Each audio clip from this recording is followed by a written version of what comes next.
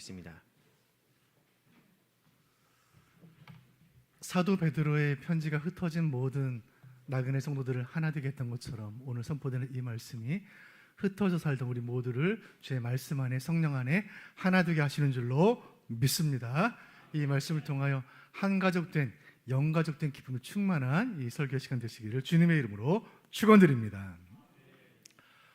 지난 주중에 뉴스를 보니까 지난 10월 3일 추석 연휴 첫날 인천공항을 통해 출국한 인원이 12만 9천 명이라고 합니다. 유난히 긴 연휴를 맞아 역대 최대 인파가 하루 만에 한국을 떠나게 된 것이죠. 다른 기사를 보니까 이번 연휴 기간 동안 전국의 15개 공항의 이용객이 526만 명이 될 것이라 예측하는 것입니다. 연휴 기간 중에 10명 중에 1명은 비행기를 타는 거예요. 긴 연휴 기간 지금 해외여행 중에 계신 성도님들, 그리고 국내 여행지에서 주일을 보내시는 분들, 혹은 오늘 예배를 마치고 고향으로 떠나시는 분들, 모든 성도님들 모두 주 안에서 평안하고 행복한 여행 되시기를 바랍니다. 여행이라는 단어에 두 가지 영어 단어가 있어요. 짧은 여행은 트립이라고 말해요. 1박 2일, 2박 3일, 3박 4일 정도 짧은 여행. 근데 그 여행 기간이 한 달, 수개월, 몇 년이 걸리냐면 트립이라고 말하지 않죠. journey, 여정이라고 말해요. 여행을 떠나보셨겠지만 여행 중에 늘 즐겁고 재미있는 일만 일어나는 것은 아닙니다. 때로 배탈이 날 때도 있고 숙소 에어컨이 고장나거나 그 지역 음식이 맞지 않아 식사를 제대로 못할 수도 있는 것이죠. 어려운 일이 있어도 한 2박 3일 정도의 트립이라면 며칠만 참으면 되는 것입니다. 그런데 수년, 수개월의 여정이라면 이야기가 달라지는 것이죠. 그렇게 낯선 곳에서 낯선 음식과 문화를 견디며 평생을 살아야 하는 것, 그것이 세상 속에 살아가는 성도의 삶이 아니겠습니까? 수십 년을 아프리카에 선교하다가 몇십 년 만에 배를 타고 고국으로 돌아온 한 선교사 부부가 있었습니다. 그 같은 배 유명 정치인이 타고 있었습니다. 배가 도착하자 그 정치인을 환영하는 수많은 환영 인파가 환호를 보내는 거예요. 정치인이 배에서 내려오자 음악이 울려 퍼지고 카메라 플래시가 터지고 박수가 갈채가 터져 나온 것입니다. 그렇게 정치인을 환영하는 한바탕 소란이 끝나고 그 정치인을 태운 자동차가 사라진 후에 그제서야 선교사 부부는 조용히 배에서 내렸습니다. 현수막 한 장 없고 음악도 없고 박수도 없고 신문기자 환영해 준 사람 아무도 없었습니다. 30년 만에 고국 땅을 밟는 순간 남편 선교사님이 말했습니다. 저 정치인은 성대한 환영을 받는데 우리는 환영해 준 사람 아무도 없으니 좀 서글픈 생각이 드네요. 그때 아내 선교사님이 이렇게 말한 거예요. 여보, 우리는 아직 고향에 온 게 아니잖아요. 수십 년 선교지에서 타향살이 하다가 고향 땅에 돌아왔지만 사실은 완전한 고향에 돌아온 것은 아니라는 뜻이죠. 성도의 진짜 고향은 내 아버지 계시는 하늘 본향이기 때문에 그 본향에 들어가는 날 천군 천사들의 환영과 축복을 받을 텐데 오늘 서운할 필요가 없다는 말이죠. 인생을 타향살이를 하는 긴 여정으로 여겼던 신앙인들이 어디 이 선교사 부부뿐이겠습니까? 성경의 수많은 사람들이 하늘 본향을 향해 걸어가는 이 묵묵한 삶을, 여정을 묵묵히 감당했던 것이죠. 갈 바를 알지 못했고 그러나 고향을 떠나 나그네 삶을 시작했던 아브라함의 인생이 그러했고, 악이 가득한 세상에서 방주를 지으며 120년을 보냈던 노아의 삶이 그러했고, 모세 역시 애굽 땅에서 미디안 광야에서 시내 광야에서 그 낯선 땅을 지나며 나그네로 평생을 살아간 것입니다. 오늘 추석 명절을 보내며 누군가는 고향에서 누군가는 여행지에서 오늘을 보내고 있겠지만 우리 모두에겐 하나의 공통점이 있으니 성도인 우리는 하늘 본향을 떠나서 이 땅에서 나그네 여정을 걷고 있다는 사실이 아니겠습니까? 저는 수년 전에 모스크바 신학교에서 강의를 요청을 받고 한 주간 동안 러시아에서 사역을 한 적이 있었습니다. 러시아를 가기 혼자 출발했는데 비행기가 연착이 되고 또 입국 심사가 오래 걸리고 그래서 도착 예상 시간보다 많은 시간 차질이 생긴 것입니다. 그렇게 가방을 들고 모스크바 공항에 도착했는데 마중나욱이라는 선교사님이 안 계신 거예요. 시간이 어긋난 것입니다. 러시아 말 한마디도 하지 못하는 나는 그 공항에서 저는 아무것도 할 수가 없었습니다. 너무나 당황했어요. 순간 영화에서 보았던 손에 문신이 가득한 러시아 마피아들의 얼굴이 떠오르고 여행 중에 납치되었다는 뉴스가 생각이 난 것입니다. 지금이라면 스마트폰 번역기 도움을 받았겠지만 그때 20년 전이었는데 제 손에 있던 건 2G 핸드폰 뿐이었습니다. 선교사님이 도착하기까지 그 2시간 남짓 몇 시간 동안 그 낯선 땅에서 완벽하고 완벽하게 홀로 된 이방인으로서의 그 답답하고 불안했던 그 감정을 지금도 잊을 수가 없는 거예요. 그 감정이 베드로 전서를 쓰고 있는 베드로의 마음이었습니다. 베드로는 불안하고 답답했어요. 베드로는 정통 유대인이에요. 유대인들은 다른 민족들과 자신들을 엄격히 구분했습니다. 자신들은 하나님께 선택받은 민족이요 다른 모든 민족들은 버림받은 이방인으로 취급했죠. 유대인들은 언제나 세상의 중심이었어요. 그런데 모든 게 달라진 것입니다. 박해가 시작되었고 그래서 예루살렘을 떠나 나그네 여정을 시작한 순간 베드로 자신이 세상 속의 이방인이 된 거예요. 베드로는 부흥하는 교회의 지도자였습니다. 한 번의 집회에 5,000명의 교회에 나오고 한 번의 설교에 3,000명이 부흥하는 거예요. 베드로는 수도 예루살렘의 가장 크고 영향력 있는 교회 수장이었습니다. 오늘날로 말하면 대한민국 서울 강남에 있는 초대형 교회, 미국 뉴욕이나 LA에 있는 대형 교회 담임 목사가 베드로였어요. 그런데 박해가 모든 것을 바꾸어 놓은 것입니다. 교회는 흩어지고 성도들이 떠나고 나자 베드로는 더 이상 대형 교회 지도자가 아니었습니다. 낙도, 오지, 산간 벽지에 있는 작은 교회들의 지도자가 된 거예요. 그동안 베드로는 늘 인생의 주류에 서 있던 사람이에요. 그런데 그 인생 처음으로 비주류가 된 것입니다. 난생 처음으로 주인공이 아니라 엑스트라가 된 이 상황은 베드로에게 너무나 낯설고 어색하고 이상하고 불안한 경험이었습니다. 여러분, 그 베드로의 마음이 오늘날 대한민국에서 크리스천으로 살아가고 있는 우리들의 마음이 아니겠습니까? 40년 전 한국교회의 선교 역사 100주년을 기념할 때 그때 뉴스 기사에 대한민국 기독교 인구가 1200만이라는 소식을 들으면서 100년 만에 대한민국 기독교 인구 1200만이 되었구나. 이제 곧 대한민국이 기독교 국가가 될 것이라는 기대에 부풀었던 기억이 있습니다. 40년 전의 이야기예요. 지금 기독교 인구 800만 정도로 봅니다. 800만. 1200만에서 800만이 되었는데 이대로 계속 줄어들면 목회 데이터 연구소가 발표하기를 30년 후에 500만으로 줄어들 것이라고 예측하고 있습니다. 이 숫자에는 기독교라는 껍데기를 쓴 이단들도 포함되어 있으니 정말 순수 기독교 인구는 몇 명이 될까요?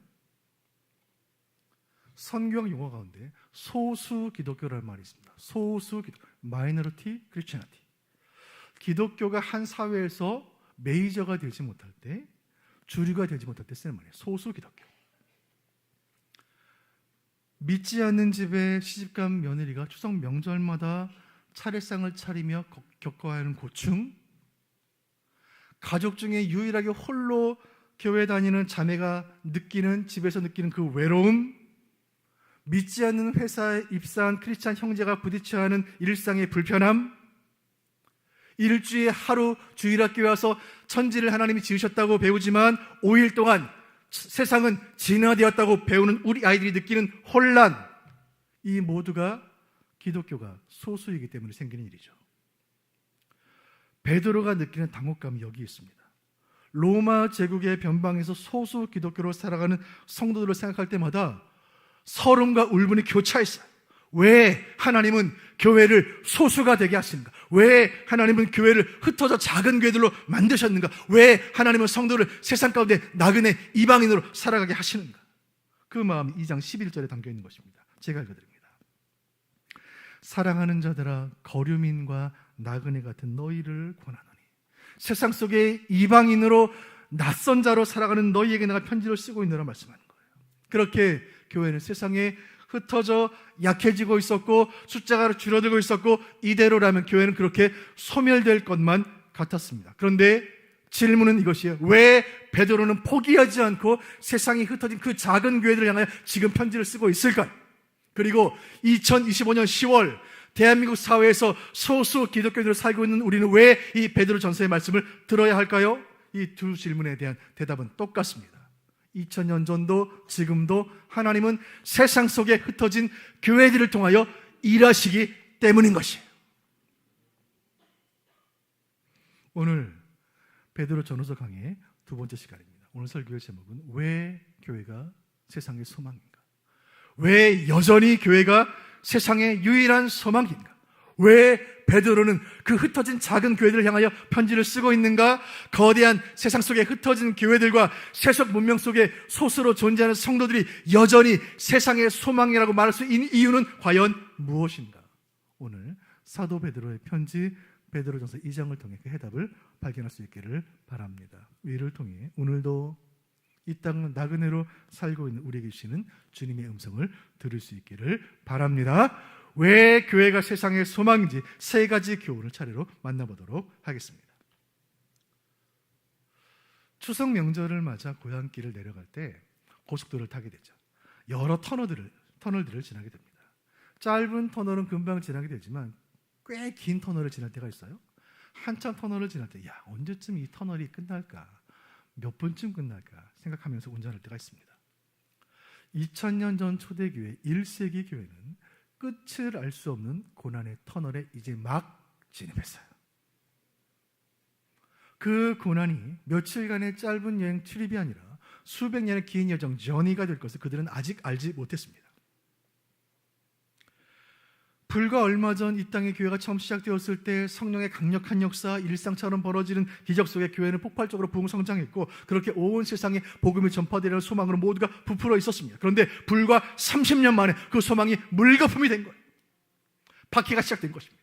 로마 황제는 교회를 죽일 듯 미워했습니다. 지도자들은 처형되었고 성도들은 투옥되었습니다. 교회는 흩어져야 했고 성도들은 타지로 추방되었어요. 교회의 찬송 소리가 그치고 예배가 중단되고 성도들이 사라진 거예요. 다수 기독교의 시대가 가고 소수 기독교의 시대가 온 거예요. 그 대부흥의 시대에 내가 성도라고 자랑스럽게 말할 수 있었던 그 시절은 지나가고 갈라디아로, 갑바도기아로, 비두니아로 제국의 변방으로 교회는 추방되었고 그 흩어진 곳에서 그 변방에서 쥐죽은 듯 숨어서 지내야 하는 시대가 온 거예요. 소수 기독교 시대가 된 것입니다. 그때 모든 성도들은 베드로를 바라보았습니다. 지금 이 상황에 대해서 설명할 수 있는 사람은 베드로밖에 없었습니다. 그 부흥하던 교회가 왜 세계에 흩어져야 했는지, 왜 우리가 소수 기독교인이 되었는지, 왜 로마 사회에서 비주류가 되었는지 지상 모든 성도들에게 베드로는 설명할 책임과 의무가 있었습니다. 그래서 베드로는 펜을 들어 베드로 전서를 쓰게 된 거예요. 베드로 전서 2장 7절 말씀 같이 보겠습니다. 시작. 그러므로 믿음 없는 너희에게는 자에게는 건축자들이 버린 그 돌이 모퉁이의 머릿돌이 되고. 아멘. 베드로전서 2장에서 베드로는 특별한 비유를 사용하는데 건축자들이 버린 돌이라는 비유예요. 건물을 짓는 건축자들이 건물을 짓는 자재를 골라내는데 건물을 짓는 데 적합하지 않아서 버려진 돌, 건축자가 거부하고 버린 돌이라는 뜻입니다. 여러분들 여기 아이들과 함께 있는 가족들 계시는데 추석 명절 고향에 내려가서 그 시내가에 산에 가서 돌멩이들을 주워다가 탑을 쌓아 보셨습니까? 길가에 돌멩이로 탑을 쌓으면 돌멩이를 몇 개나 쌓을 수 있던가요? 3개, 4개, 5개 정도요? 등산로에 가다 보면 등산객들이 돌로 쌓아놓은 탑들이 있습니다. 10개 이상, 15개, 20개씩 쌓는 돌탑 쌓기 달인들이 계시죠. 그러나 40개, 50개 높은 돌탑을 쌓을 수는 없어요. 돌멩이로 길가의 돌멩이로 높은 탑을 쌓기 어려운 것은 돌멩이들의 모양이 일정하지 않고 크기가 제각각이기 때문입니다. 건축을 위한 자재가 되기 위해서는 규격이 일정해야 해요. 고대 이집트 피라미드가 대단한 것은 거대한 돌을 똑같은 규격으로 재단해서 높은 탑을 쌓았기 때문인 것이죠. 높고 견고한 건축물을 지으려면 동일한 크기와 일정한 강도를 가진 규격화된 벽돌이 필요하죠. 돌멩이는 건축에 쓰일 수 없어요. 건축자들이 버린 돌이라는 말은 그렇게 버려져 길가에 뒹구는 돌멩이 같은 인생, 마치 버려지는 건축 폐기물처럼 쓸모없는 인생이라는 뜻입니다. 건축자들이 버린 돌, 얼마나 가슴 시린 말이에요? 내가 세상에서 쓸모없는 존재인가? 더 눈물 나는 생각은 이것입니다. 내가 교회에서 쓸모가 없나? 내가 이제 하나님께 버림받은 돌멩이인가? 여러분, 그 마음이 바로 이 편지를 쓰고 있는 베드로의 마음이 아니겠습니까? 베드로의 대단했던 과거는 이제 옛일이 되어버렸습니다. 그는 예루살렘 대부흥의 주인공이었어요. 그런데 그 부흥하던 교회는 이제 흩어졌고 성도들은 다 추방당한 거예요. 성도들이 흩어진 빈 교회, 텅 빈 예배당에 강단에 홀로 선 목회자 베드로에게 서름이 몰려오는 거예요. 이제 내가 쓸모없는 돌이 되었구나. 내가 하나님께 버림을 받았구나. 그 순간 베드로에게 성령께서 주시는 깊은 깨달음이 임했습니다. 그럼 그 깨달음을 베드로전서 2장 4절에 적었습니다. 같이 읽어보시죠. 2장 4절 시작. 사람에게는 버림바가 되었으나 하나님께는 택하심을 입은 보배로운 산돌이신 예수께 나아가 아멘. 사람에게 버림받았지만, 사람에 의해 거절되었지만 하나님에 의해 택함받은 보배로운 산돌. 여러분, 그렇게 세상에서 사람들에게 버림받았지만 하나님께 택함받아 보배로운 산돌이 되신 그분이 바로 예수님이라는 사실을 깨닫게 된 거예요. 베드로는 예수님을 가장 가까이 섬겼던 제자가 아니겠습니까? 지난 3년간을 돌이켜보니까 예수님이야말로 세상에서 버림받은 분이셨어요.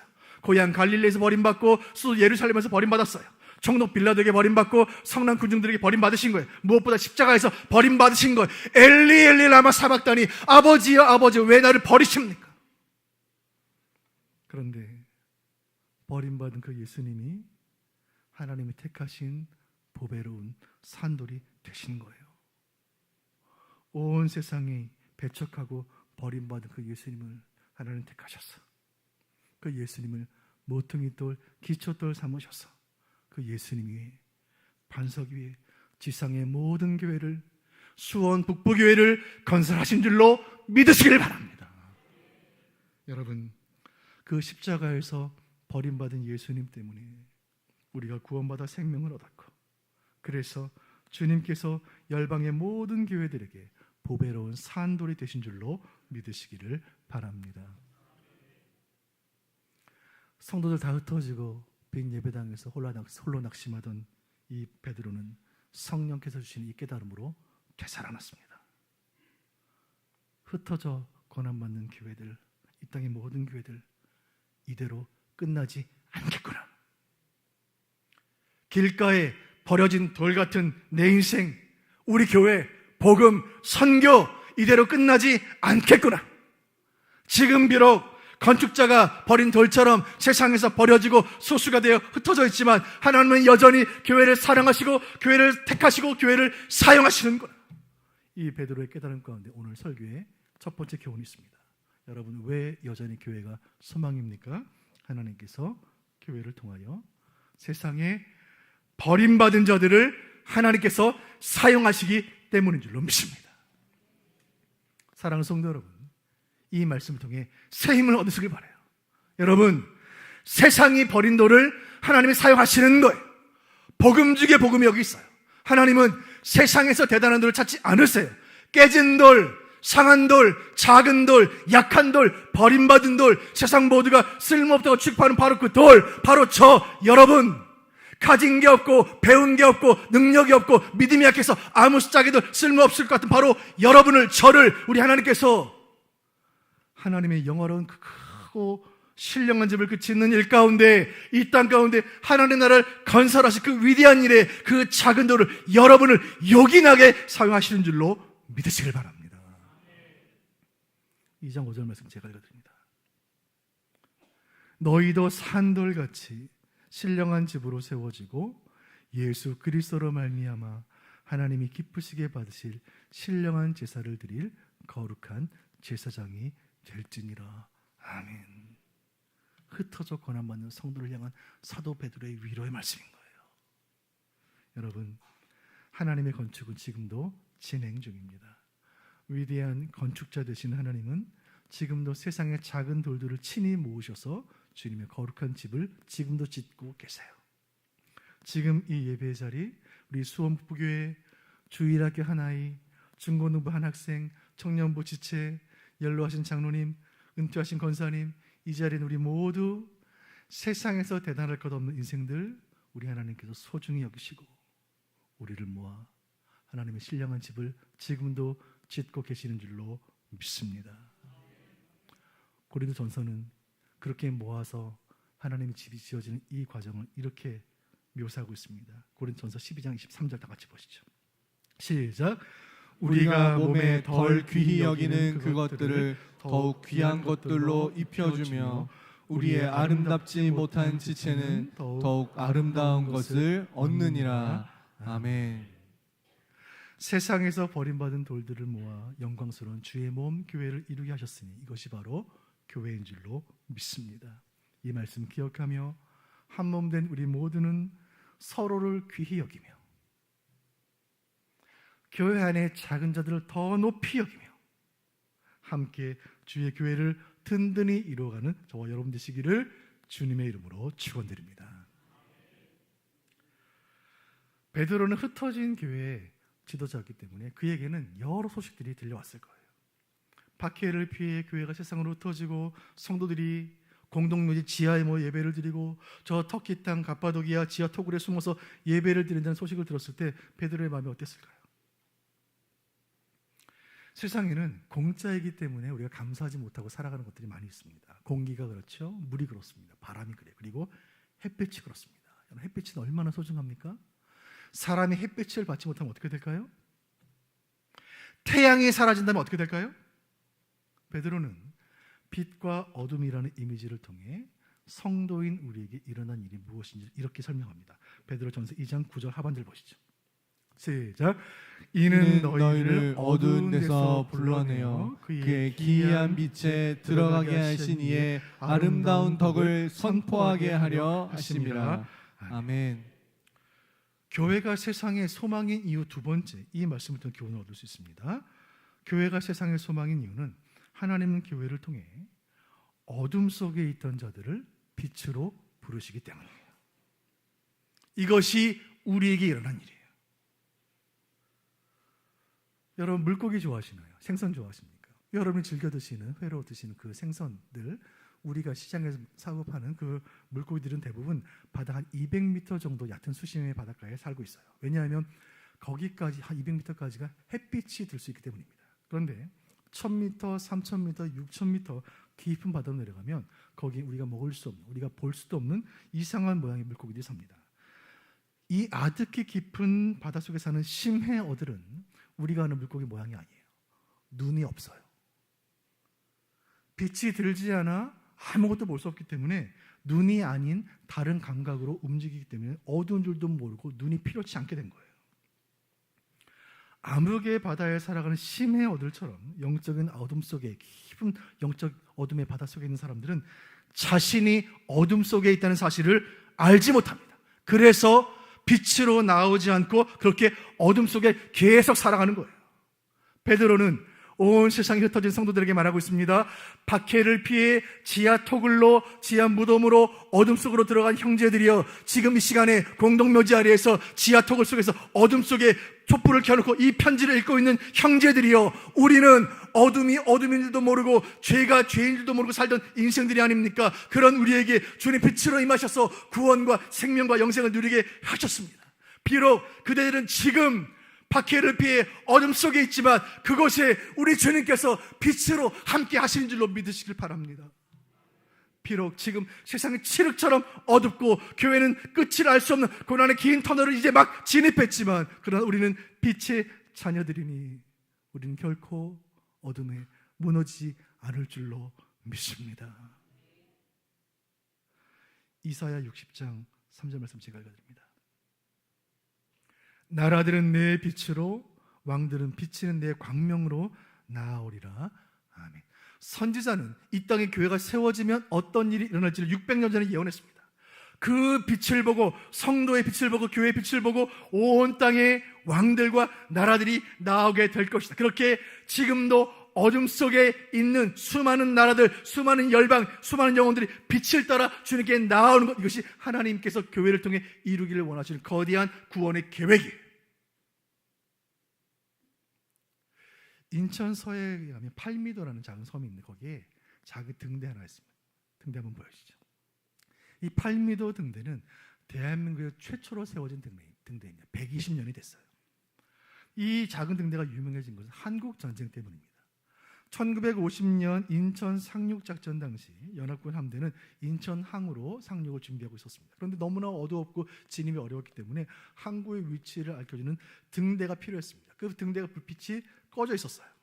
그래서 미군 첩보부대는 8미터에 진입해 등대를 탈환하고 등대의 불빛을 밝히게 되었고, 그 불빛에 따라 연합군이 상륙했고 한국전쟁의 판도가 바뀌게 된 거예요. 여러분, 이 작은 등대 하나가 얼마나 중요해요? 여러분, 교회가 왜 세상의 희망입니까? 지금도 주님은 교회를 통해 어두운 세상을 밝힌 그 작은 등대를 통해 어둠 속에 있는 영혼들을 빛으로 이끄시기 때문인 줄로 믿으시길 바랍니다. 교회를 등대라고 말하는 것은 교회가 빛나기 때문이 아닙니다. 여러분, 교회는 죄인들의 공동체예요. 교회는 빛날 수 없고 빛나서도 안 돼요. 교회가 등대라고 말하는 것은 교회는 빛 대신 그리스도를 머리로 삼기 때문이에요. 교회가 빛을 발할 수 있는 것은 진리 되시는 주님의 말씀이 교회에게 맡겨졌기 때문입니다.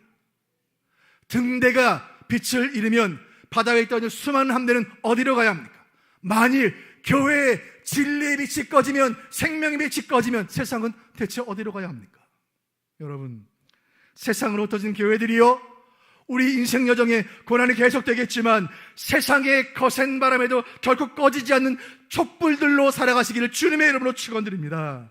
세상 속에 나그네로 살아가는 이방인들이여, 여러분이 살아가는 그 자리에서 빛으로 살아가시길 바랍니다. 온 세상에 어둠이 가득하겠지만 그저 세상이 어둡다고 탓하는 인생이 아니라 세상을 밝히는 한 줄기 빛으로 살아가는 저와 여러분 되시기를 주님의 이름으로 축원드립니다. 교회가 왜 세상인지, 세상의 소망인지 오늘 본문을 통해 주시는 마지막 교훈은 비방하는 자들을 하나님께 영광 돌리게 하시기 때문이에요. 교회를 통해서, 교회를 통해 하나님을 비방하는 자들을 하나님께 영광 돌리게 하시는 거예요. 신약 신학자들은 이 베드로 전서가 기록된 장소를 로마라고 추정합니다. 베드로는 마지막으로 로마에 도착했고 그 로마에서 이 편지를 쓰고 있는 거예요. 그렇다면 제국의 수도 로마에서 세계에 흩어진 성도들을 향해 이 베드로 전서를 쓰고 있는 것입니다. 여러분, 2000년 전 1세기 로마를 아십니까? 인류 역사에서 가장 화려한 문명, 가장 막강한 제국, 핍박받는 교회의 지도자였던 베드로는 교회를 핍박하는 그 로마의 심장부, 그 원수의 이빨 사이에서 맹수로 가득한 사자굴에서 세속 권력의 중심에서 이 편지를 지금 쓰고 있는 거예요. 로마는 교회를 증오했고 성도를 멸시했고 복음을 저주했습니다. 로마에 도착한 사도 베드로가 정말 견딜 수 없었던 것은 그 로마 땅에는 교회를 향한, 예수를 향한, 하나님을 향한, 성도를 향한 거친 말들이, 비방들이 쏟아져 나오고 있었던 거예요. 베드로전서 2장 12절 말씀 제가 읽어드립니다. 너희가 이방인 중에서 행실을 선하게 가져 너희를 악행한다고 비방하는 자들로 하여금, 아멘. 성도들을 향해, 교회를 향하여 악하다고 비방하는 자들이 있었어요. 여러분, 세상 속에서 나그네로 살아가는 우리가 참 견디기 힘든 것은 교회에 대해서 함부로 말하는 사람들 틈에서 그 말들을 다 들으며 살아간다는 것 아니겠습니까? 교회가 문제다, 교회가 악이다, 교회가 타락했다, 목사가 타락했다. 오늘도 우리는 인터넷에서, 유튜브에서 교회를 향해, 성도를 향해 쏟아지는 비방들 속에 살아가고 있지 않습니까? 지난주에 제가 예배를 마치고 비즈니스 타 건너가는데, 성도님들과 건너가는데 신호를, 빨간 신호를 기다리다가, 여러분, 우리 교회 앞에 횡단보도 빨간 신호 얼마나 깁니까? 끝까지 기다리다가 파란불 되어 녹색불에 건너가는데, 녹색불에 정당히 건너가는데 차들이 빵빵거리는 거예요. 지나가는 차들이. 왜요? 그냥 교회가 싫은 거예요. 그런 사람들이 있어요. 그냥 교회가 싫어요. 저녁에 부흥회가 있어서, 부장님 오늘 저녁에 조금 좀 일찍 퇴근하면 안 되겠습니까? 부장님이 말하는 거예요. 김사원, 광신도야? 뉴스에 신천지 통일교 이단 소식이 나오면 옆에 있는 친구가 말해요. 니네 교회 거기도 이단 아니야? 이런 말들을 들으며 살다 보면 식당에서 믿지 않는 사람들하고 함께 식사하다가 식사 기도할 때 눈치가 보이고, 내가 북부교회에 다닌다고 말하기 주눅이 드는 거예요. 그것이 흩어진 교회가 겪어야 하는 억울함이고 그것이 세상 속에 나그네로 살아가는 성도가 느끼는 서름이 아니겠습니까? 그런데 성경은 우리가 세상에서 흩어진 교회로 살아가야 하는 이유가 바로 이것이라고 말하는 거예요. 베드로전서 2장 12절 다 같이 보겠습니다. 시작. 너희가 이방인 중에서 행실을 선하게 가져 너희를 악행한다고 비방하는 자들로 하여금 너희 선한 일을 보고 오시는 날에 하나님께 영광을 돌리게 하려 함이라. 아멘. 우리는 교회를 비방하는 세상 속에서 우리를 비방하는 사람들과 함께 살면서 우리의 존재를 통해 우리의 인생을 통해 교회를 비방하는 자들을 하나님께 영광 돌리는 자들로 변화시키기를 주님이 원하고 계세요. 어떻게 일이 가능합니까? 여러분, 세상 사람들이 교회에 대해 못된 말 할 때, 비방할 때 우리는 어떻게 합니까? 베드로전서 2장 19절 제가 읽어드립니다. 부당하게 고난을 받아도 하나님을 생각함으로 슬픔을 참으면 이는 아름다우니 아멘. 여러분, 얼마나 어려운 일이에요? 가장 참기 힘든 것이 부당한 대우를 받을 때예요. 여러분, 그런데 생각해보면 예수님만큼 부당한 대우를 받으신 분이 어디 계십니까? 예수님 인생 가운데 정당한 것 아무것도 없었습니다. 그때 예수님 어떻게 하셨습니까? 2장 23절 제가 읽어드립니다. 욕을 당하시되 맞대어 욕하지 아니하시고 고난을 당하시되 위협하지 아니하시고 오직 공의로 심판하시는 이에게 부탁하시며 아멘.